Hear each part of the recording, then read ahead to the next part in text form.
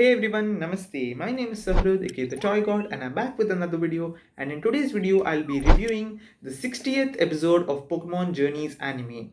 And this episode was a delightful episode, and I'd say it is the best episode of Pokemon Journeys, at least in this set of episodes, starting from episode 50 to 60. This was the best episode so far. So please leave a like on this video, subscribe if you're new, comment your opinion below, and with that out of the way, roll the intro.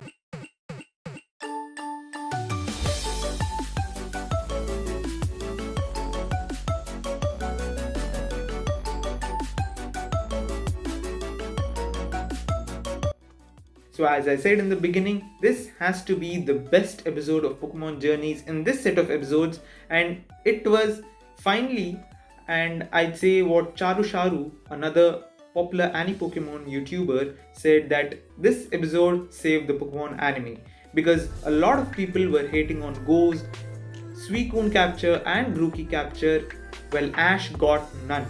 And I agree with Sharu's opinion, and I would also say that this episode saved the Pokemon anime from all the raging fans. So before we start the episode, we get a special preview or a recap of events what happened, and this time the recap seems different. We see Ash's flashbacks with Kamon training with Genba, fighting with B, and all those episodes which we've seen before, so that we as a viewer can refresh our memory about what happened in the past, because so far the anime writers have given less screen time for World Coronation series. I think it's safe to say that we needed a recap.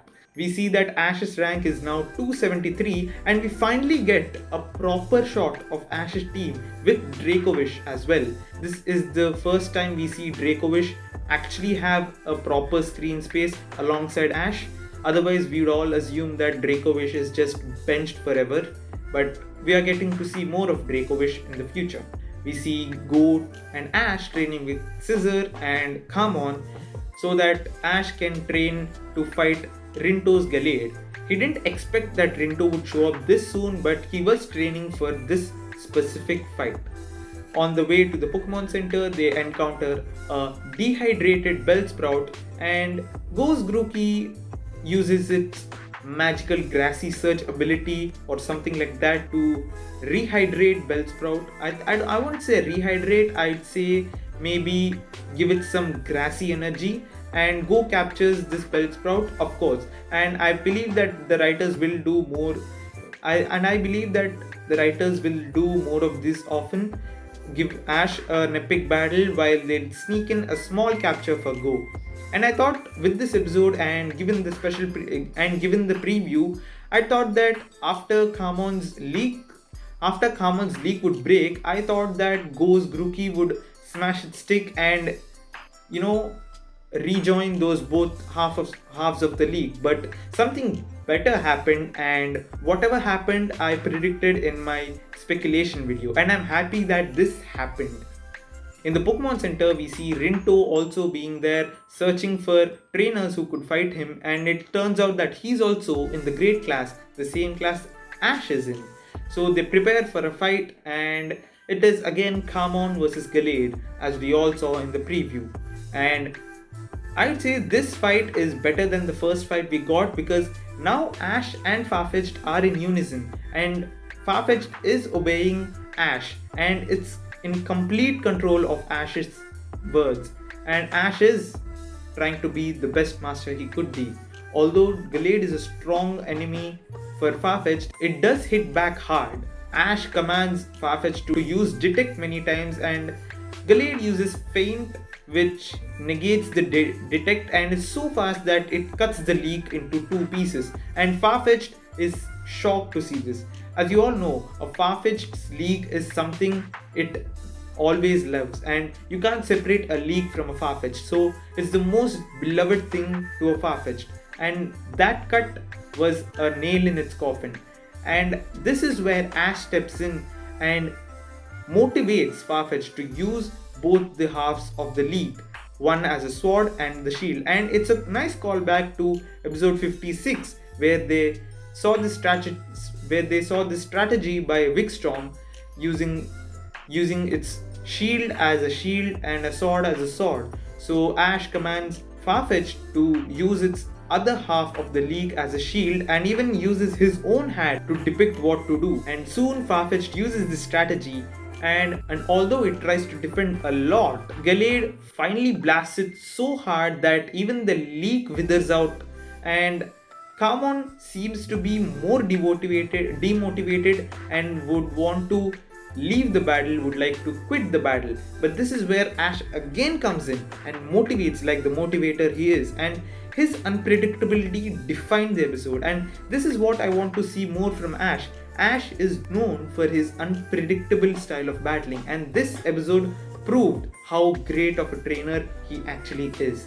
And he motivates Farfetch'd to go into the battle, and Farfetch'd, like a hero, tries to fight hard even though his league are withered out. This reminded me of Bruce Willis' action, because most of his movies deal with hard hitting, like the hero or the protagonist is hit too hard, so hard that he also bleeds, and he has to overcome that bleeding, he has to overcome his hurts so that he can fight back. And this reminded me, and this very battle, this scene of Farfetch'd even not giving up and still fighting, reminded me of Bruce Willis, and that was great. I love to if there is one thing I like about action movies, is about how hard the hero is knocked out and how hard he tries to not give up and fight back. That's what I love about action movies, and this episode is like a mini action movie for me. It's like an anime action movie, and I loved it. We see Farfetch'd hit many critical hits, and finally we get our evolution, and this is what saved the whole Pokemon anime fans from not giving up the Pokemon series. This episode redeemed the whole series. We get SIRFETCH'D finally in the anime, and it has that chivalry of a knight and defeats Gallade despite of its justified ability. And we get Ash boost up to 184, which is 84 ranks closer to his next class. So we are hurrying more towards the ultra class, but I get it. I believe that Ash will fall in the next few episodes, but who knows? I don't know. But who knows? What I do know is that this episode was remarkable. All the motivation, all support, even Go was cheering for Ash. Even Go was very supportive of Ash in this battle, and that's what I liked about Go in this episode too. Despite of his capture, he did support Ash in a huge way. And I think there is this one line used during the battle and after the battle, during the climax of this episode. They say that SIRFETCH'D evolved so that it could protect its lord. Lord means master, its master, which is Ash, obviously. So Farfetch'd evolved only to defend its master because its master defended it. And this is a callback to the previous episode as well as this episode, where Ash told Farfetch'd not to give up, and it evolved into a SIRFETCH'D so that it could defend the dignity of Ash. And that's why I call this chivalry. And even in the end, when the car splashes a puddle of water, SIRFETCH'D is eager and fast enough to defend Ash from the falling water. So it does show that SIRFETCH'D, actually not SIRFETCH'D, what did it say? Yum. What? Yum. Let me hear it again. Yum. This is never going to go out of my mind.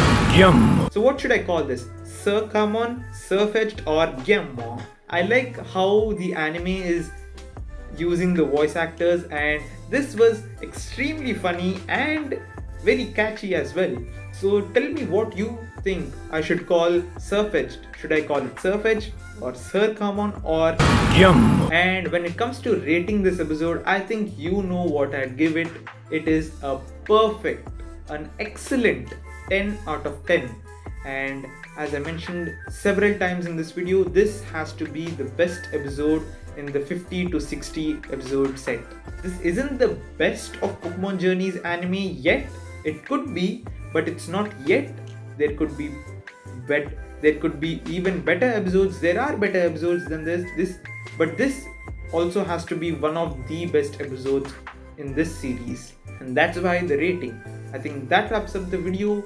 Like this video if you liked it, subscribe if you're new, comment your opinions below, and with that, until next time, Pokemon Masters, Namaste.